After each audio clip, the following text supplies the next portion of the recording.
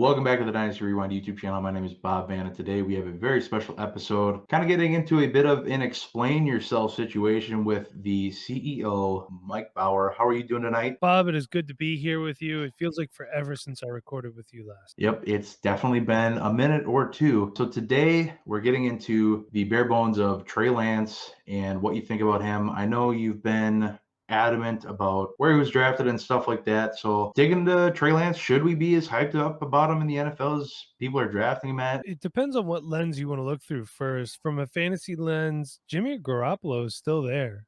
So he's not getting on the field right away. Jimmy Garoppolo is the unquestioned starter in San Francisco, and I'm sure Kyle Shanahan would say the same thing. We were talking before this started. The 49ers are a couple years removed from almost winning a Super Bowl. It was a good game. I was cheering for them too. I just personally feel that Mac Jones or Justin Fields would have been a better selection for this roster right now. I brought up my notes from when we did the rookie breakdowns of the Dynasty Rewind, okay? Trey Lance started 19 games in college. 16 of those in 1 year. 2,947 passing yards. He does have a 65.4% completion percentage.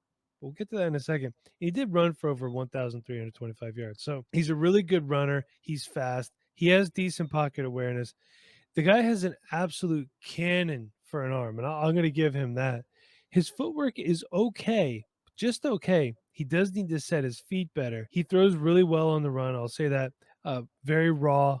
That's what I put on here. May not be a day one starter. So keep in mind, this was all broken down well before the draft. I do not like how he does his progression. It's a lot of one read and run. They're going to figure you out in the NFL for sure. Aaron Donald will have a field day with a guy like this. Now, one thing I did say, needs a creative offense with play action, bootlegs, etc. I think San Francisco is probably a good place. We could say that's quite a creative offense. Yep. His mobility does compensate for the one read and run, but it will not in the NFL. That's what I said. I did not think he was the most accurate. Now you said, well, Mike, how can you say he's not that accurate? He completed 65% of his passes. Well, he did that in the FCS. A Division I caliber player playing against D2 opponents. I don't know how he didn't get any D1 offers, or maybe he did. I don't know. Kevin, they would be better to answer that question if he got any offers or anything like that. He does have the frame for the NFL. He's 6'4", 226, so he's a big dude. He's not tiny like Michael Vick was. You know, he could take the abuse. But again, I'm worried about his progressions. I'm worried about the inaccuracy, and the sloppy footwork concerns me. I'm going to take Justin Fields probably 10 times out of 10 times over a guy like Trey Lance. I believe in him much more. Mac Jones is not going to be anything sexy, but Mac Jones is probably going to be a guy that you could start for a solid decade and not worry about your quarterback position. I'm not going to say he's the next Tom Brady, but I could see him having that long career in the Patriots system. And I'm probably going to take both of those guys over Trey Lance, and I think their ADP is better too. So even in a rookie dynasty draft, is there any realm where you would take Trey Lance? Is it a position thing, spot in the draft where you take him happily over the other guys? Do you need have to have solid quarterbacks where you can take a risk on the guy, or have him where you feel like he can develop to? Do you think he can develop in the NFL, especially being under Kyle Shanahan? I do think he can develop. Obviously, that's always possible. And I think Kyle Shanahan, if he wasn't there, I would say Kansas City would be a good spot with Andy Reid. Obviously, that's not going to happen with Patrick Mahomes. He probably would have been a good fit in Jacksonville, running that type of offense with Urban Meyer. Now, that being said, I'm not telling you that I would never have Trey Lance on any of my dynasty teams. I probably do have him somewhere. I don't know off the top of my head, but it depends on where it is. If I'm top 2, top 3, I'm going to try to get Trevor Lawrence. I'm going to try to get Justin Fields. I want Mac Jones, but you can wait on Mac Jones. If I could wait on Mac Jones, I'll just take Jamar Chase or try to get Najee Harris in a super flex, and I'll wait on Mac Jones later. I got Mac Jones in the front end of a rookie draft, second round. I got him at like 2-2. One quarterback rookie draft. I'm going to wait as long as I can. All right. So I'm not huge on Trey Lance either, personally. I think the talent's all there. I think he's got the pieces. Like, it sounds like you're kind of in that same boat. I didn't hate the draft spot just because, you want to go get your guy. You want to draft what could be the future of your franchise with the sexiest pick possible if you can. But my biggest thing with him in drafts, especially like even like best ball drafts, stuff like that, redraft, whatever the case is, I have an issue drafting him because he's not the starting quarterback yet. Like that has not been said. They have firmly said that Jimmy Garoppolo is our starter this year. And Jimmy Garoppolo has one more year on his deal. And it's a lot of money, too. It's like $22 million, I'm pretty sure. Ask the Dynasty Rewind Dynasty owner team, and they'll be able to tell you exactly how much his cap hit is. But so for me, that's my biggest qualm, and that everybody's just assuming that Jimmy G is out, he's done, he's washed, it's over, and Trey Lance is the guy. And it kind of sounds like you have that sentiment as well. Yeah, I agree. And that's why Trevor Lawrence and Zach Wilson are right now the safer picks. They're starting day one, and we know that. Yep. And Justin Fields, I think before long, Right. a lot of people are saying he's going to be the starter day one. I don't think so. I think it's Andy Dalton at least maybe like 3 or 4 weeks. Yeah.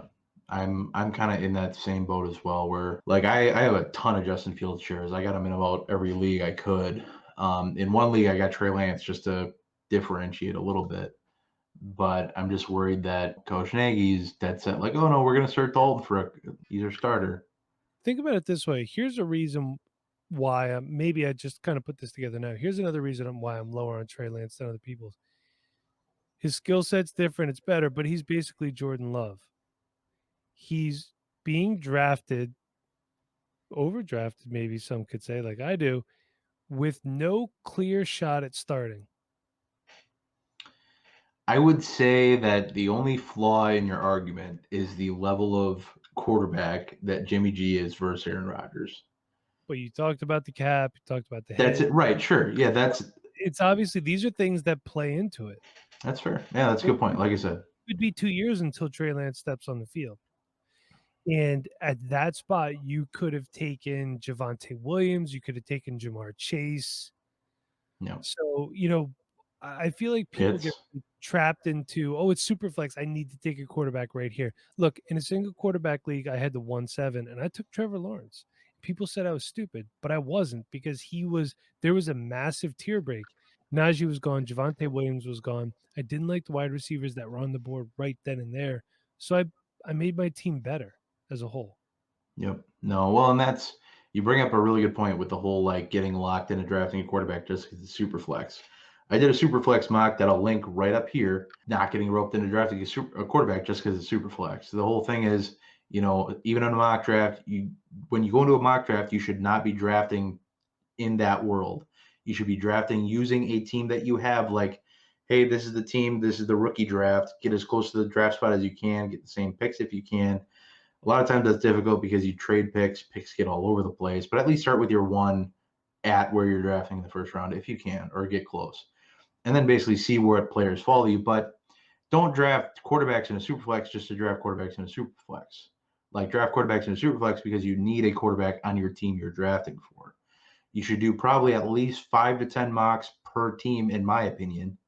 And then by then, if you do a few teams, you'll probably have a pretty good idea for the rest. But like you said, with Trey Lance, all of it makes sense. I'm not, like I said, I'm not bullish on him either. I'm not, Trey Lance is starting day one. I don't think he will. I think he has a chance to start midway through the season. I think that's like best case, unless Jimmy G gets hurt. I think there's a good chance that he gets on the field then. But other than that, I think you made some great points. Just not trying to, crap on Trey Lance or anything like that. That's not what this party is about. Just about, be wary if you can. I know drafts have most likely already happened, but maybe temper expectations. Don't plan on him being your QB1 to start the year. Stick with your vets if you can and go from there. But for me and Mike, that is it today. Please leave a like if you enjoyed the video. Leave a comment down below if you agree or disagree. That is fine. Go watch these videos. There'll be a link in the description to get on Best Ball on Underdog Fantasy. Use the promo code REWIND. Get a $25 kickback. Thanks so much for watching. From me, Mike, we are out.